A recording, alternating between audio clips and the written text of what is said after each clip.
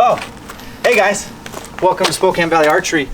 Have you ever wondered how to measure your exact draw length? Today we're going to show you how to create better consistency by having the proper draw length for your bow rig. Come along. Where there's a will, there's a way. Won't quit, I'm here to stay.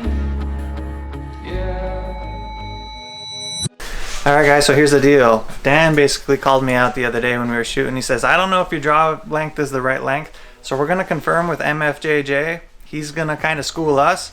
And come on, let's find out. We're attempting to solve if you have the right draw length, or how to tell what the correct draw length is for you, which most people think they or assume they know what their draw length is, but you don't really know unless somebody who knows what they're looking for can tell. But we're going to give you a couple of pointers to be able to kind of hopefully identify on your own if you're at least right or not, so you know if you need some help or assistance in getting it changed. And Dan thinks Tim's draw length's wrong, so we're going to start by looking at Tim and what he's doing. So why don't you grab your bow, Tim, and take a look at you here and find a couple of things to look for.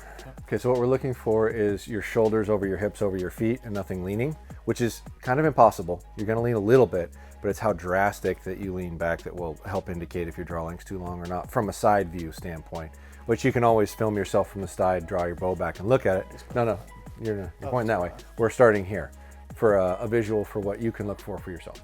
So go ahead and just draw the bow back, pretend like you're aiming up in here somewhere, so we're kind of level. Okay, just get comfortable and stay there. It's actually not terrible. I mean, I think it's a tiny bit long for a pull through, but your hips are over your shoulders and your feet if you go up and down. So that's actually pretty darn good, other than if you look at his front elbow right here, he's hyperextended, which means that's where he's overdrawn. Not here, not there, but in his elbow, and you can see it. And if you had to try to push forward on that, it would really shake really hard, and then if you had to point downhill or uphill and make a shot, it would be even way worse. So go ahead and just fire that so you don't have to hold it. So that right there is where you're overextending. Okay. And I bet you a ½ inch shorter draw length would feel a mile better. Now pull that arrow out and do it again, but what I want you to do is draw it back, get comfortable, and then try to point at the floor. And try to keep your hand against your jaw, but it's gonna be really hard and you're gonna shake worse. Mind you, when you're doing it, keep your shoulders square to the bow, so don't do this. Yeah. Bend at the torso. Widen your feet and bend at the waist. Okay. Be a lot better.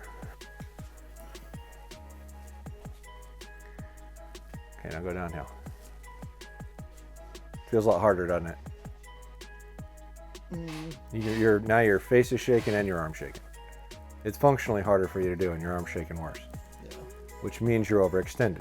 You still have to go ahead and fire or what have you. So with the perfect draw length, you should always feel like you can push your hand forward a little bit in your length. If you're all the way extended out to where your arm's locked out like this and your shoulders out like that, you can't push your hand forward.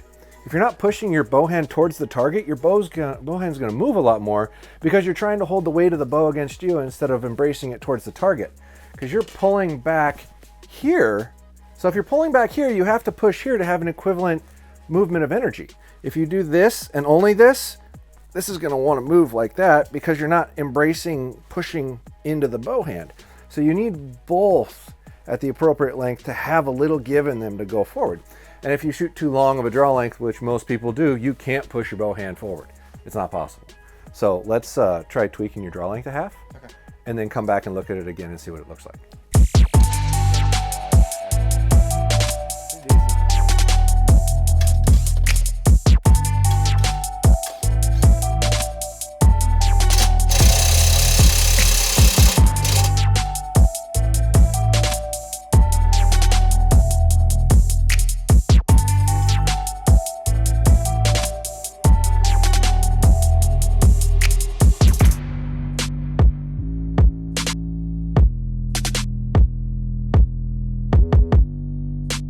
Okay, so we just got done rotating the module and changing the draw peg on Tim's bow here to take a ½ inch out of it.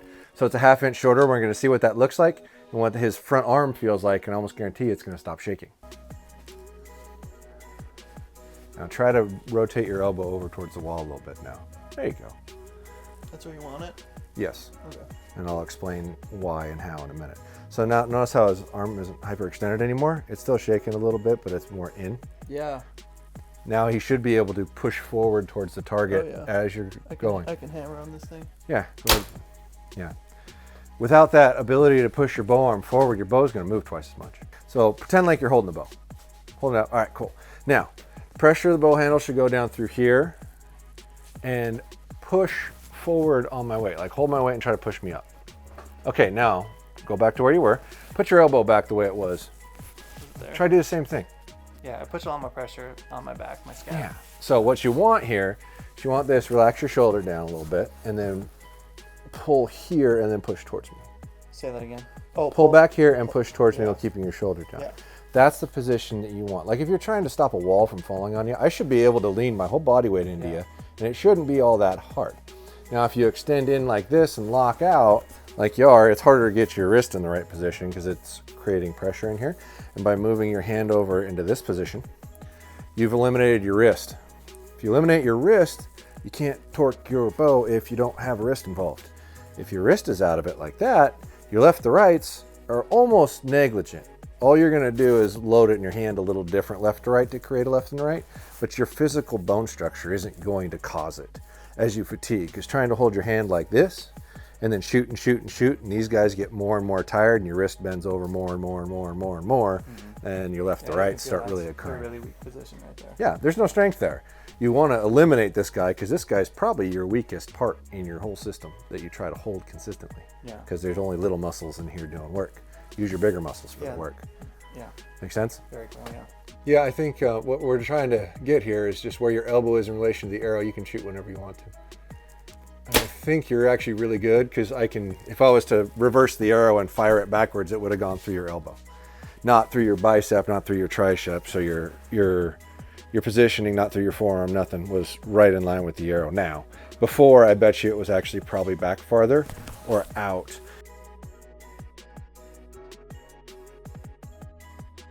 So there's the arrow, there's your elbow. That's a good positioning. You should be pulling back and forth nice and evenly. Go ahead whenever you're comfortable. Good. So another way to tell if you're pulling through the shot is where your elbow goes when you fire. So, and it's one of the things I picked up on that video. You could see your bow go off and then your elbow moved, which means you're not pulling. Yeah. So go ahead and shoot it again for me and make a good, clean back tension shot, but you just want to be back behind, showing what his elbow does in relation to the bow when it goes off. Okay, so now if you're pulling, go ahead and put your arm up like you're drawing. If you're pulling, when it goes off, it'll go this direction. If you're not pulling, put your hand back. If you're not pulling and it goes off, it'll go out here. Okay. It's very easy to tell. You can walk down a line of people and go, pulling, not pulling, pulling, not pulling, pulling, not pulling, every time it goes off, because it's obvious. And if you go back and go back and watch the video you made, watch what your elbow does. Yeah. But how you were set up, that would be near impossible to effectively do. You would really fatigue really fast trying What to did my pull. elbow just do? Oh, it was good. Oh, really? Yes. Oh, that's just but nice. prior it was not. Like it would go off and then it was almost like you were just exaggerating a follow through Yeah. and not actually pulling. Right. And then when you start putting uneven terrain into it and hills and angles, everything shortens your draw length. So if you're long on flat ground, Gotcha. Yeah. it's so much worse when you start getting into a tree stand, sitting in a chair, shooting from a downhill position, uphill position, everything's the same. Every time you take your square, your T of your body, and angle it, you lose length. Whether it's uphill or downhill, nothing gets easier. Well, I'm learning a lot. Well, your stance can play with that too. You can move your feet around to make it easier too. But that last one was okay? That was awesome. I would leave it right like that, and I would re-emphasize where your peak position is. However, if your stuff was right before and you change a half inch, like you add a half inch, take a half inch out, it's not actually going to change hardly at all. If you have a concentric system like this Bowtech or like a Matthews of the last 7 years, somewhere in that vicinity, they have concentric camps, which means if it gets longer or shorter, the same amount of cable travel exists on the top and the bottom. There's not more going over on one end than the other end, so it won't change your knock height, so it won't change your tune. So if you were tuned you were at 30 before, if you were tuned at 30 and you move it to 29.5, you're still tuned. Nice. You don't have to retune it. And your bow's going to go a little slower because you lost a 1/2 inch of length. So you're probably losing 5-6 feet, I'm losing right? my pride, my ego. I gotta suck it up. Well, it's important, but at the same time, your peep position and sight position just got closer together. So your sight tape's not actually really going to change. So if you lost velocity, your sight tape would open up. Oh, no. But if you move your peep and your sight closer together, it tightens back up. You're dropping So, knowledge bombs. so you probably don't really have to change your sight at all. You might see it at 60 or 70 yards, but at 40 yards, it will not look any different. Cool. So you won't have to really change anything. Now, if you had a cable-driven rest and not a limb-driven rest that's attached to here, as you draw the bow back, the cable moves down, that's what pulls it up. If you shorten your draw length, the cable's not going as far. So your rest might not be coming up all the way or engaging fully, i.e. the quad fletching, smacking the launcher thing. If you shortened it a 1/2 inch, it's gonna engage and hit. You gotta readjust that. But if you have a limb-driven rest like you have, or a whisker biscuit, for example, no change necessary. Nice. Simple, easy peasy. So a couple of things to check on the actual length for yourself. When you pull your bow arm up and fire at the target, can you extend your front arm forward without like upping your wrist or trying to raise your shoulder out of socket? That's one, barely, just a little bit of movement.